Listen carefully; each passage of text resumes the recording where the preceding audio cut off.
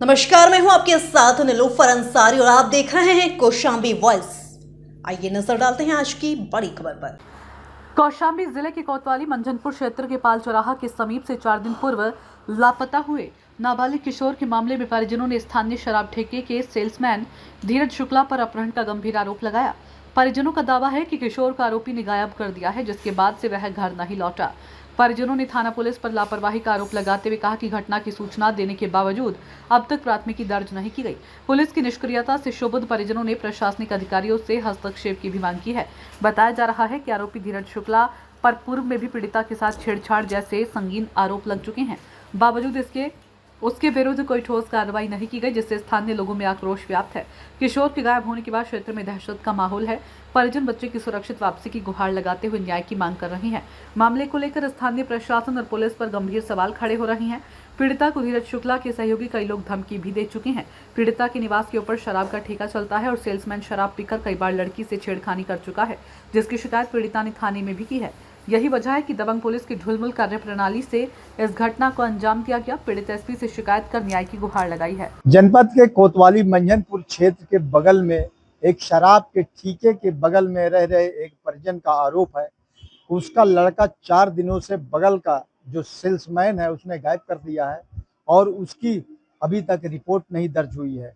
पीड़ित परिजनों ने यह आरोप लगाया है कि वो थाने कोतवाली में जा करके एप्लीकेशन दिए हैं, यहाँ तक एसपी से भी मिले हैं, लेकिन अभी तक ना तो उनके लड़के का पता चल सका है और ना ही उसकी एफआईआर दर्ज की गई है। आइए हम बात करते हैं, पीड़ित के परिजन मौजूद हैं। क्या नाम है तुम्हारा? रितिका तिवारी। क्या है पूरा मामला? पूरा मामला ये है कि हम पाल चौराहा में रहते हैं, मंझनपुर कौशाम्बी में, और वो जो है दारू का ठेका है हमारे घर के ऊपर, और वो आदमी सेल्समैन है, दारू के ठेका में सेल्समैन करता है। और वो आया था हमारे कमरे में 11:30 बजे और हमारे मम्मी से कह रहा था कि आइए आपको कुछ बात बताना है। हम लोगों से छेड़खानी कर रहा था, दारू पीकर हमारे कमरे में घुसा है। हमारे भाई को कह रहा था कि अगर तुमने ये सब करते तुमको मार कर काट कर फेंकवा देंगे, ऐसे उल्टा सीधा बोल रहा था। तो हमारा भाई डर के मारे बाहर चला गया और बाहर जाकर दरवाजा बंद कर दिया। और हमारी मम्मी अंदर, उनकी तबीयत खराब होने लगी। जब हमने भैया से पूछा कि हमारा भाई कहाँ है, तो कह रहे कि तो हमारे बगल ही में लेटा है। फिर हमने वापस कॉल किया, हमने कहा भैया कहाँ है वो, फिर बताइए। तो कह रहा है हमें पता नहीं है, हमें पूरी शंका है कि हमारे भाई को उन्होंने किडनैप करा है, उन्होंने किसी कहीं पे छोड़ा है। हमें पूरा डाउट है और हमें ऐसा डर भी है कि वो कुछ करवा ना दे, ऐसा गलत कुछ कर ना दे। हमने उसके दूसरे दिन एप्लीकेशन भी दिया मंझनपुर थाने में, पर कोई सुनवाई नहीं हो रही है। हमने 3 एप्लीकेशन दे दिए हैं, कोई सुनवाई नहीं। एसपी ऑफिस में हमने आज फिर एप्लीकेशन दिया है। उन्होंने ऑफिसर यहाँ पर जो इंस्पेक्टर है मंझनपुर के, उन्होंने उनसे बात की है, उन्होंने कहा है, पर कोई सुनवाई हो नहीं रही है। हमें डर है हमारे भाई के साथ कुछ गलत ना हो जाए। क्या नाम है? हमारे भाई का ओम तिवारी नाम है। फोन में धमकी भी दी है कि तुम्हारे साथ ऐसा करवा देंगे। हम 2 लोग हैं, हमारी मम्मी, मैं। अब हम लोगों को बहुत ज्यादा खतरा है। कहा जा रहा है कि हम ऐसे करवा देंगे, वैसे करवा देंगे। हमें डर है कि हमारे भाई को कुछ करना दे, ऐसे गलत हो ना जाए कुछ।